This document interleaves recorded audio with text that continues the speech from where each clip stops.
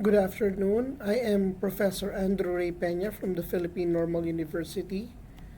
Let's do a rationalization of this practice test on materials development. A teacher would like to develop materials using a learner approach in his lesson. What kind of materials should he develop? Materials for an activity in which students identify stress in words. Materials for an activity in which students compose a poem. Materials for an activity in which students use prepositions to talk about places. Materials for an activity in which students find the meaning of words in a dictionary. So the answer is materials for an activity in which students compose a poem. So the idea is you focus on the student and what he or she could accomplish. Okay, that's why it's learner-centered. Learner-centered is all about what a student can accomplish. There's actually a much better approach than that, in my opinion, which is learning-centered approach, which is the idea of continually giving marginally more difficult tasks to a student in order to extend their skills. But for a learner-centered approach, it would be materials for an activity in which students compose a poem. Next, which of the following will work best for producing oral interaction? Paper dolls, puppets, picture cards, words, sentence cards. The answer is puppets because puppets can talk and can relate to a person. So that's best for interaction. A senator delivered a speech in November 20, 1983. When can authors use the speech in their textbooks without paying royalty? After November 20, 2033, 50 years after the senator's death, after January 1, 2033, now. Okay, the answer is now because government produced documents can be used without copyright, without paying for royalty. At which stage in textbook development will an author first encounter issues about copyright? The answer is contextual realization. This is when you get the materials that you will use in order to fulfill a particular lesson, and that's the time that you will encounter issues about copyright. What is the best way for a teacher to introduce new words to kindergarten pupils? The answer is bring sample objects of the vocabulary words. So for kindergarten pupils, you really need what are called realia for them to really see and feel the words and their relationship to objects. At that level, students need to see, to touch, to experience objects. They don't have that much in terms of abstract thinking yet. Now, another one. Where do many publishers want a lesson to start? The answer is the verso. The verso is the left page in a book, and many publishers want a lesson to start there.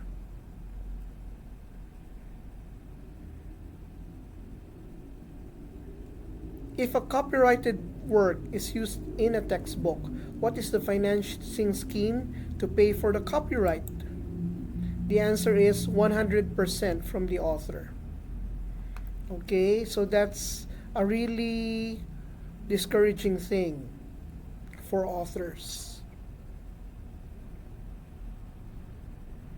A teacher would like to motivate students to study well.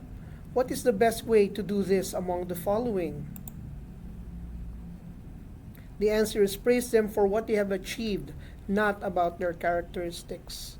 So don't praise them for by saying, "Oh, they're very smart," because the student would not want to risk doing something that could tarnish that reputation.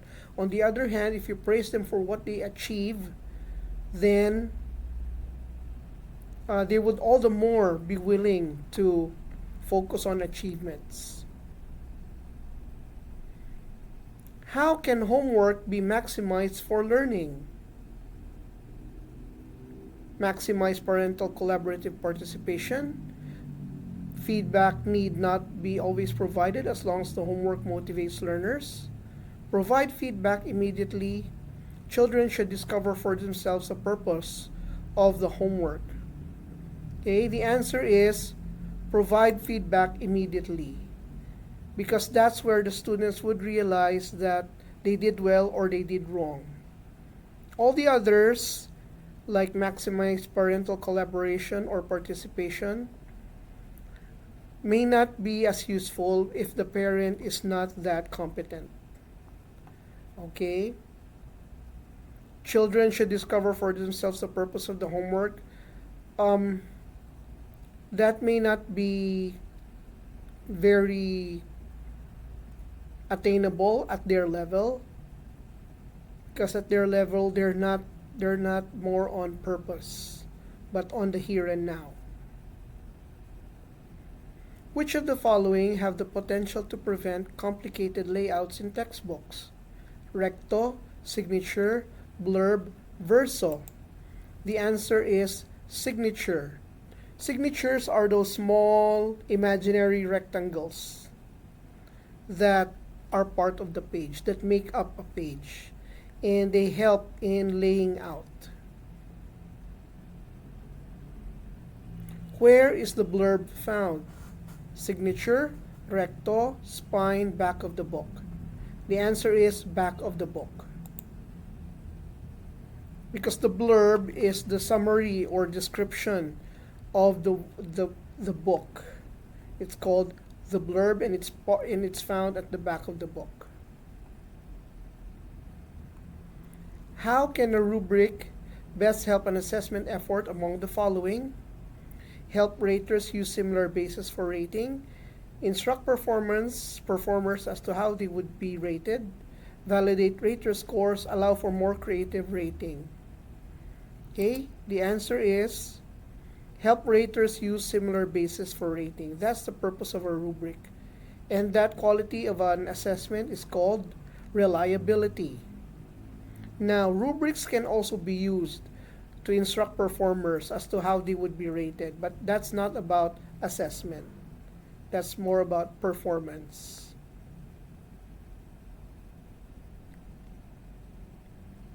A tester would like to use a true or false test for testing reading comprehension. What should the tester do in order for the test to be valid?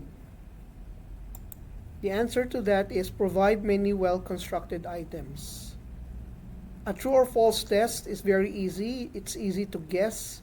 That is why one of the important ways for it to be valid is to provide lots and lots of items, so that the amount of items could help validate.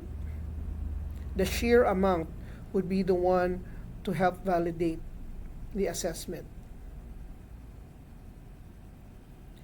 Which topic among the following can be taught using the song The Sound of Music? A. Personification. B. Exaggeration. SVAs or reported speech. Well, the answer is personification, because the Sound of Music is all about attributing human activity to non-humans, including animals and objects. Which of the following can be used for developing stress time rhythm among students? Repeating after the teacher, fill in the blanks oral activity, jazz chants, none of the choices. The answer is jazz chants. Jazz chants are four beat sequences in which the students would match the stress in a syllable with a particular beat. And usually there are four major stresses in an English sentence, and the jazz chants help develop that. A teacher discusses special cases of embedded questions, such as when the original question has do. This lesson is likely part of lesson sequence using expansion. Expansion is when you apply ideas into more and more areas.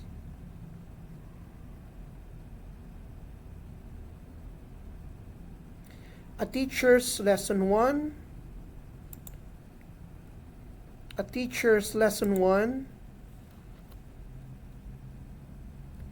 is about SVA, lesson 2 is about tenses, lesson 3 is about prepositions. This sequencing is an example of progression. Okay, it moves from one to another. It's not necessarily linear because they're not prerequisites for one another. Which series of lessons among the following can most easily be part of a modular approach to sequencing language learning materials in 6th grade? A series of lessons on none of the choices, using proper SVA, observing correct punctuation, using proper capitalization. The answer is using proper capitalization. So it's the easiest that could be used for a modular approach because it's not dependent on too much. It's not dependent on many factors, unlike punctuation or SVA. Okay? Which of the following sentences can be used to describe the picture below in a test? This vehicle runs fast. This vehicle is complicated. This vehicle is big. This vehicle is a third generation model. The answer is this vehicle is complicated because the others are not obvious in the picture. The others are not obvious in a picture. Only the idea that it's complicated is the most obvious in the picture. A textbook writer must include graphic organizers about tense and aspect. Which of the following should a writer avoid if the writer intends to help students grasp a topic? Focus graphic organizers on interesting facts about tense and aspect. Use graphic organizers for making a logical arrangement of tense and aspect. Include descriptions about tense and aspect in graphic organizers. Use graphic organizers that employ higher order thinking skills. Which should a writer avoid if the writer intends to help students grasp a topic? The answer is focus graphic organizers on interesting facts about tense and aspect. So maybe that could be good for motivation, but if it's about grasping a topic, we really need to focus on the entire topic, not just the interesting facts, not just giving trivia. Several sections took a listening comprehension test in which they had to identify sound contrasts. Which section has the advantage? The section who listened to a video recording, the section who listened to an audio recording, the section who listened to a live speaker, or cannot be determined? The answer is the section who listened to a video recording. Why? Because that is the result of research. Research has found that listening to a video recording is better than audio recording or even to a live speaker. Maybe because video recording can enable people to edit or several take several takes instead of just a live speaker. But the real reason is that's the result of research. Which of the following illustrates that removing obscure lexical items may produce a lack of sound contrast? 1. Hit, heat, blank. 2. Blank, seat, sat. 3. Pit, peat, pat. 4. Tin, up, blank, teen, tan. The answer is number 3, because in number 3 you have the word peat, which is an obscure lexical item. And if you remove that because it's obscure, then you end up producing a lack of sound contrast. So when it comes to pronunciation, you'll really have to focus on the sound, not on whether or not it's obscure. Maybe you can just explain it later, but you really have to include words even if they are obscure lexical items. The blanks in 1, 2, and 4, they're not obscure. Okay, like hat, for number 1 it's hat, for number 2 it's sit, for number 4 it's tin. So they're not as obscure as peat. But you still need to include peat in order to prevent a lack of sound contrast. The following item may not be appropriate for assessing reading comprehension of 6th graders and above. In preparing a speechwriter first thinks of ideas to include in the speech. Then the speechwriter creates an outline so that the speech is organized. Then the speechwriter writes the sentence for each part of the outline. Why does the speechwriter create an outline? So that the speech is organized for each part of the outline, to make the speech interesting, to include ideas in the paragraph. So the question is, why is this not appropriate? Because it is based on mere pattern matching. So there's no real comprehension. You just focus on what matches the particular sentence. Okay, you just get the words that match a particular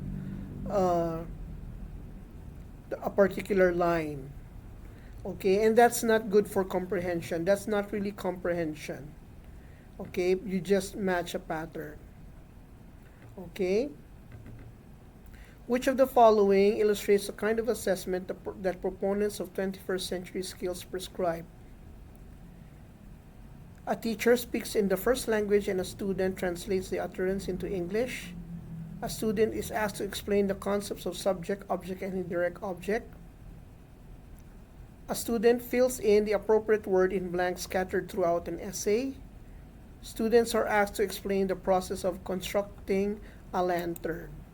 So the answer is, students are asked to explain the process of constructing a lantern. So there is creativity there is collaboration, there's critical thinking. It promotes more critical thinking, the 4 C's. Which kind of job would most require 21st century skills?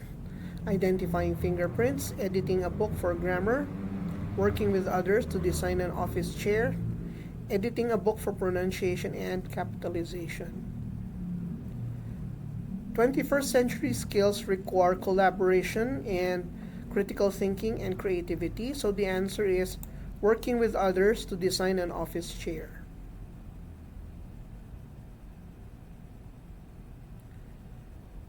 Arrange the words from easiest to hardest in terms of learnability. Metal, building, treasure, storm. Storm, building, treasure, metal. Building, storm, treasure, metal. Storm, metal, building, treasure. Metal, building, storm, treasure. The answer is building, storm, treasure, metal. This is arranged in terms of the availability to a student. A student would see a building first. he or she would experience a building first. Then he would probably experience storm next. And then maybe somewhere, somehow the student would experience treasure. And then metal, which is the most obscure. So learnability has to do with several factors. One of them is the accessibility of the word. Okay, the familiarity of a word. You start out with words that students can easily encounter or experience. And the hardest would be the ones that require abstract thinking or something that's very unfamiliar.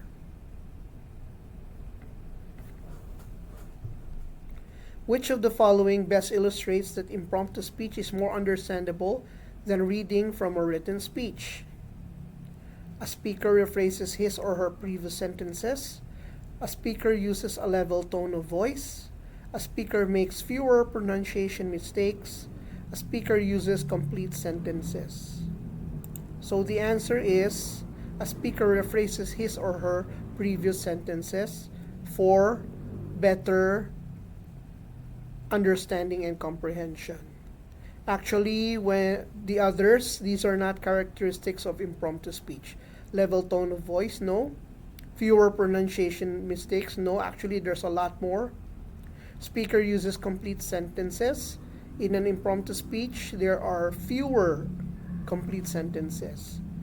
But it's more understandable because the speaker rephrases his or her previous sentences in order to promote clarification and comprehension. Students see which of their exams exceeded the passing score. This is an example of what kind of feedback? This is an example of criterion reference feedback where you provide a cut-off score.